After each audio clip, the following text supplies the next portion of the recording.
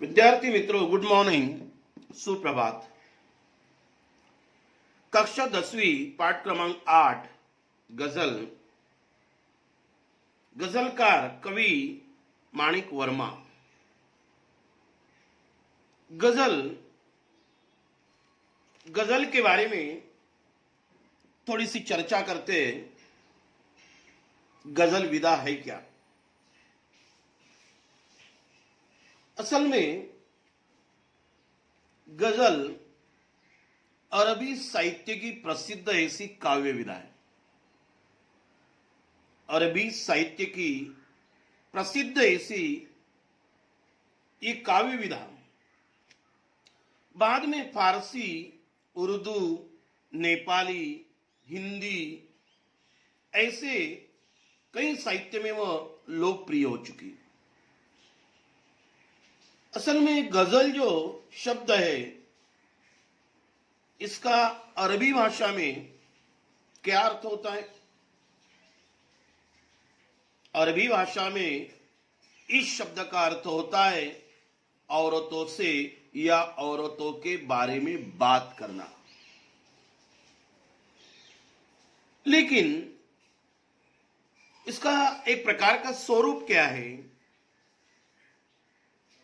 गजल के स्वरूप के बारे में थोड़ी चर्चा करते हैं।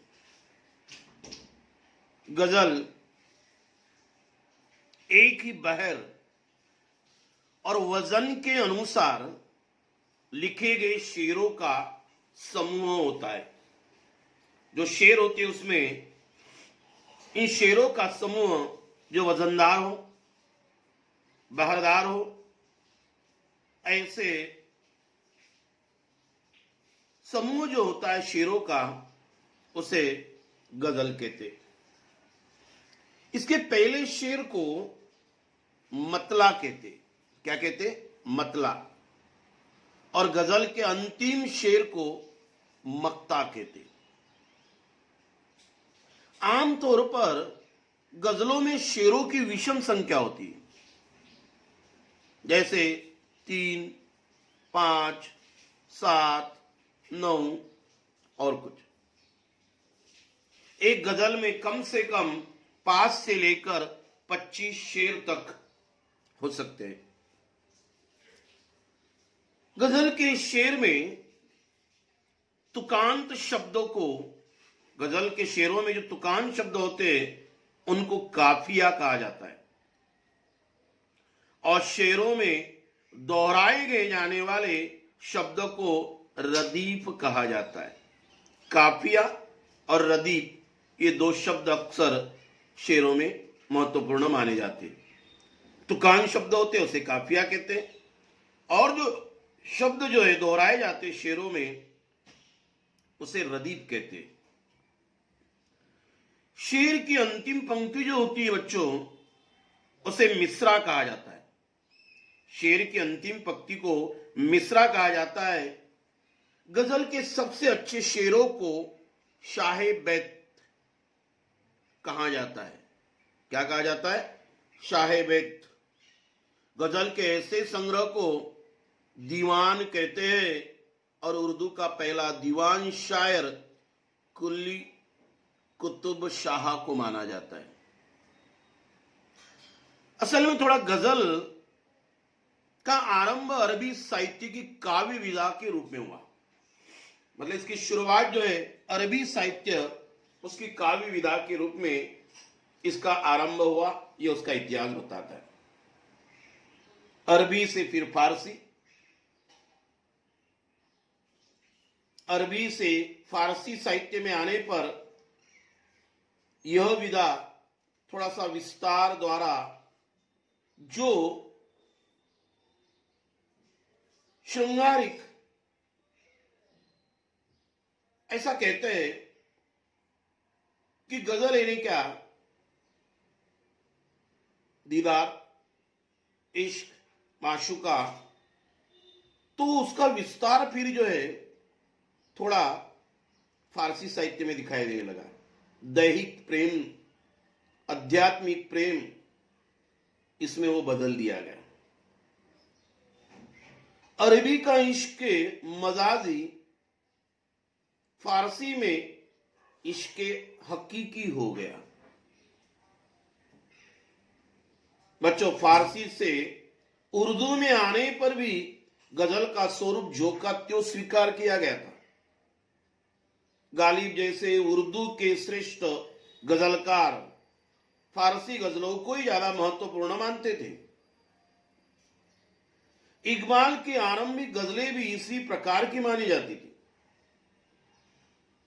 हिंदी में अनेक रचनाकारों ने इस गजल को अपनाया, चाहे वह निराला जी हो, शमशेर हो, बलवीर सिंह हो, भवानी शंकर, जानकी वल्लभ शास्त्री, सर्वेश्वर दयाल सक्सेना, त्रिलोचन, माणिक वर्मा, ऐसे प्रसिद्ध गजलकार हैं। लेकिन इन गजलकारों में गजलकार दुष्यंत कुमार की अलग पहचान है और दुष्यंत कुमार ने हिंदी साहित्य में गजल को प्रवेश देने का बहुत ही बड़ा महत्वपूर्ण कार्य किया हुआ है। तो ये गजल विधा, इस गजल विधा आज उसका दायरा, उसका रूप बदल चुका है। जो एक जमाने में श्रृंगार, इश्क, माशूका, दीदार ऐसे विषयों को लेकर लिखी जाने वाली गजल आज समाज के आम इंसान के सुख दुखों को व्यक्त करने का एक काम कर रही है। तो इसी गजल के बारे में हम चर्चा करेंगे। उम्मीद कर रहा हूं कि थोड़ा बहुत इतिहास आपको समझ में आया। माणिक वर्मा भी अच्छे गजलकार है। हास्य व्यंग्य के सशक्त ऐसे हस्ताक्षर माणिक वर्मा, इनका जन्म मध्य प्रदेश के उज्जैन में 1938 में हुआ। इनके व्यंग्य बड़े धारदार होते हैं। आम की गजलें जो है बहुत ही प्रेरणादायी होती है। ये जो प्रस्तुत गजल दी गई है, वर्मा जी ने सबके जीवन में निरंतर अच्छे कर्म करते हुए आगे बढ़ने के प्रेरित किया। काम करते रहिए, फल मिलते रहेगा। फल की चिंता नहीं करना है, अच्छे कर्म करते रहिए और जिंदगी में आगे बढ़ते रहिए। गजलकार माणिक वर्मा इन्होंने यह संदेश दिया है कि अपना रूप रंग से सुंदर दिखने के बजाय अपने कर्मों से सुंदर दिखना आवश्यक होता है। दिखने में तो होते हैं छेल छबीले, लेकिन काम जो होता है कुछ नहीं होता है। आप कितना सुंदर दिखते हो उसको कोई महत्व नहीं, आपका कर्म क्या है। आपकी सुंदरता आपके कर्म से होती है, सुंदरता से कर्म नहीं होता है। आपका काम कितना अच्छा है उससे आपका महत्व बढ़ता है। तो दो बातें इन्होंने इस गजल के माध्यम से व्यक्त की है।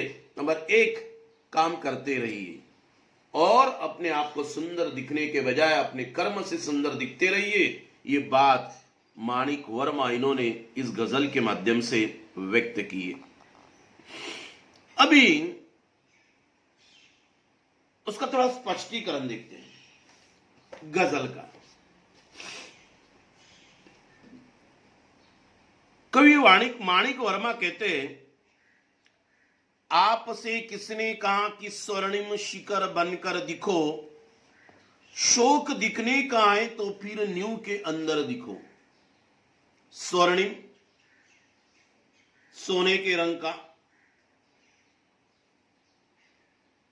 कवि कहते हैं, आपसे किसने कहा स्वर्णिम शिखर बनकर दिखो, शौक दिखने का है तो नींव के अंदर दिखो। मतलब आपको शिखर के समान दिखना नहीं है। सच में आपको दिखने का शौक है तो उस इमारत की नींव बनकर दिखो। ये नींव इन्हें फाउंडेशन उसे मैं कहूंगा। किसी भी बड़ी इमारत होती है, अट्टलिका होती है, उसके बड़े बड़े शिखर होते हैं, ऊंचाई, उसकी शान की प्रशंसा भी करते हैं। ऐसे ऊंचे ऊंचे शिखरों के समान, स्वर्णिम शिखरों के समान लोग दुनिया में मान सम्मान भी पाना चाहते, परंतु इन शिखरों का महत्व किसमें है? इन शिखरों का महत्व उन ईंटों में है जो नींव बनकर दिखी। जो नींव है, उस नींव के सहारे ये ऊंचे ऊंचे शिखर बने हुए। शायद ये नींव ना होती तो ये शिखर नहीं बनते। यदि नींव के ईंटों में गुमनामी के अंधेरे में रहना स्वीकार न किया होता इन नींव के ईंटों ने, तो शिखरों का अस्तित्व कहां होता। यदि हम समाज के लिए कुछ करना चाहते हैं तो प्रशंसा, वाहवाही, ये ऊंचाई, स्वर्णिम शिखरों जैसी प्रसिद्धि, इसके लोभ को हमें त्यागना है और किसको अपनाना है? नींव की ईंटों के समान कुछ अच्छा कार्य हमें करना है। मतलब प्रसिद्धि अपने आप आपको मिल जाएगी। जो खाली स्वर्णिम शिखरों की तरह प्रसिद्धि पाते हैं, उनकी प्रसिद्धि चिरकाल नहीं होती है। प्रसिद्धि उनकी होती है जो नींव के समान गुमनाम अंधेरे में वो ईंटें पड़ी है, जिसके सहारे इतने ऊंचे स्वर्णिम शिखर है। तो हमें समाज में कुछ कार्य करना है तो इस नींव के समान करना है। ऐसा कवि माणिक वर्मा इन पहले शेर के माध्यम से कहते हैं।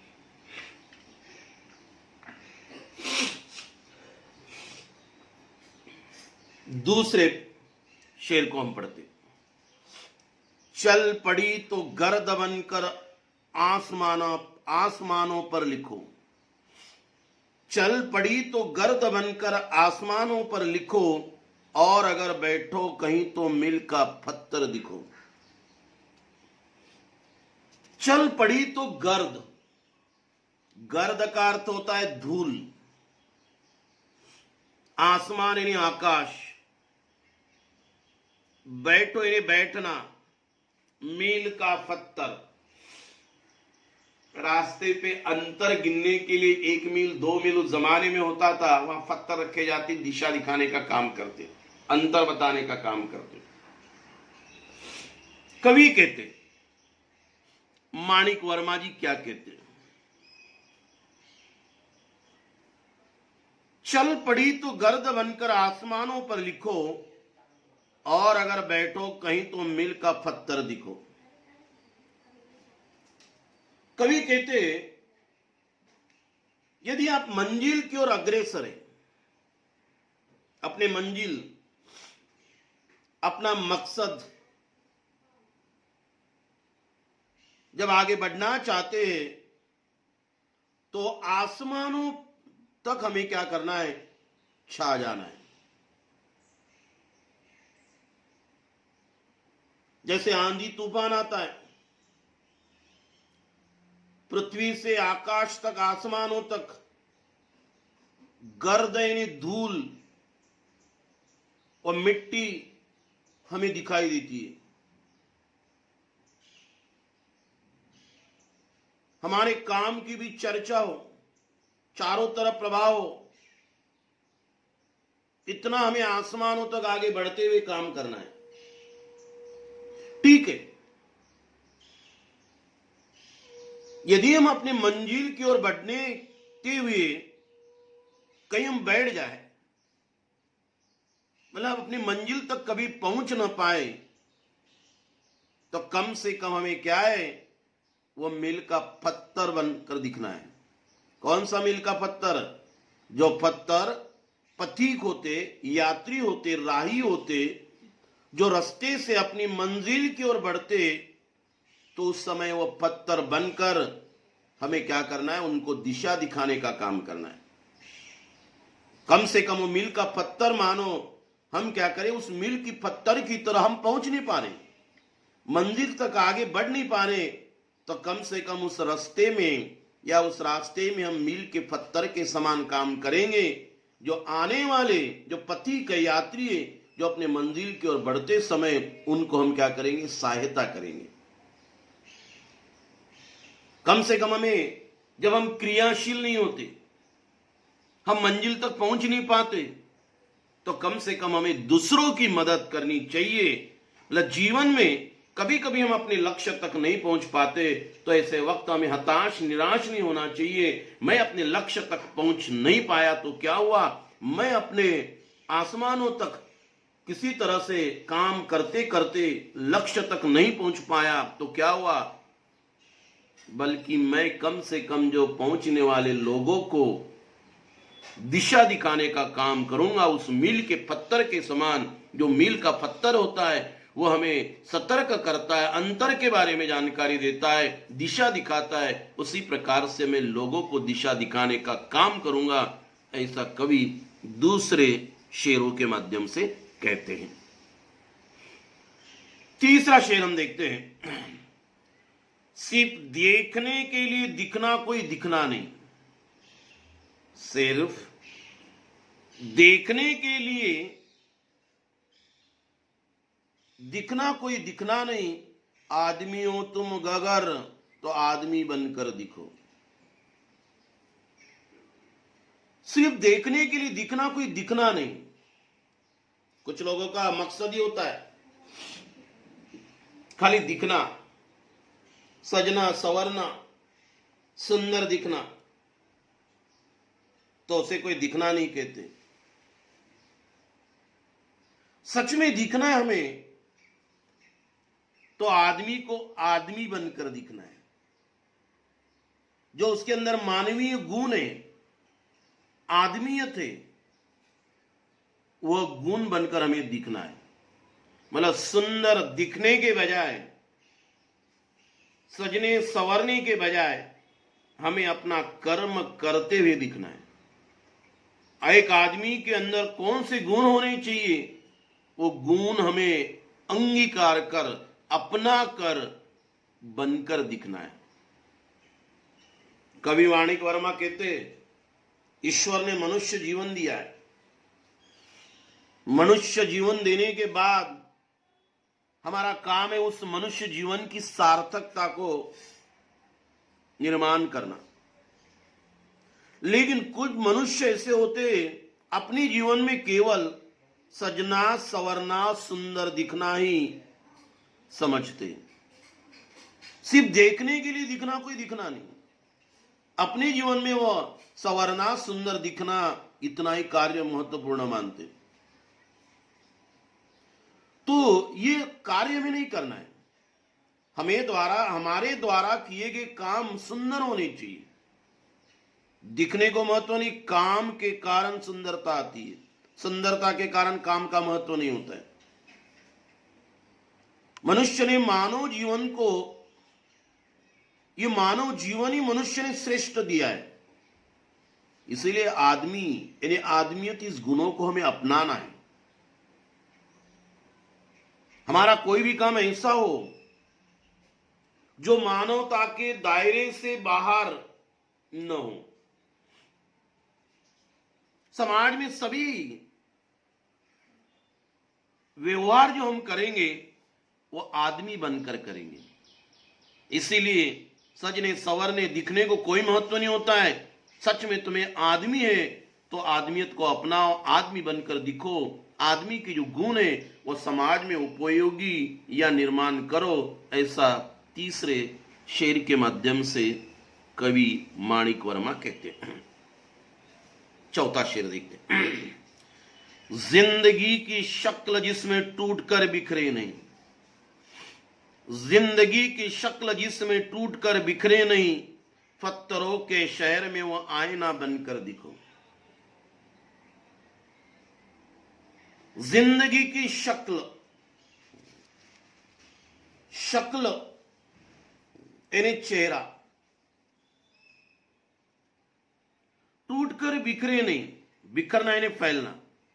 पत्थरों के शहर में वो आईना, आईना यानी दर्पण बनकर दिखो।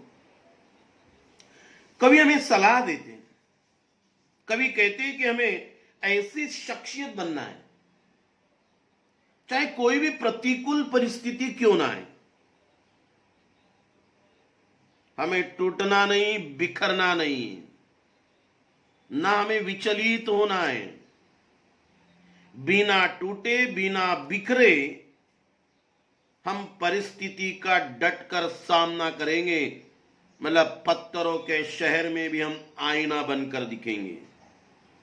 कितनी भी परिस्थिति प्रतिकूल क्यों न हो, जिंदगी की शक्ल जिसमें टूटकर बिखरे नहीं, जिंदगी में बहुत सारी शक्ल, मतलब यहां प्रतिकूल परिस्थिति आती है, संकट आते, ऐसे में हमें विचलित नहीं होना है, घबराना नहीं, विचलित नहीं होना है, ना डरना है, बल्कि ऐसे पत्थरों के शहर में, ऐसे संकटों में, ऐसे परिस्थिति में भी बिना हार माने हमें क्या करना, आईना बनकर दिखना है, मतलब डटकर सामना करना है। और इतना डटकर सामना करना है कि चाहे कोई भी संकट क्यों ना आए, हम अपने लक्ष्य तक पहुंच सके, अपने लक्ष्य को प्राप्त कर सके।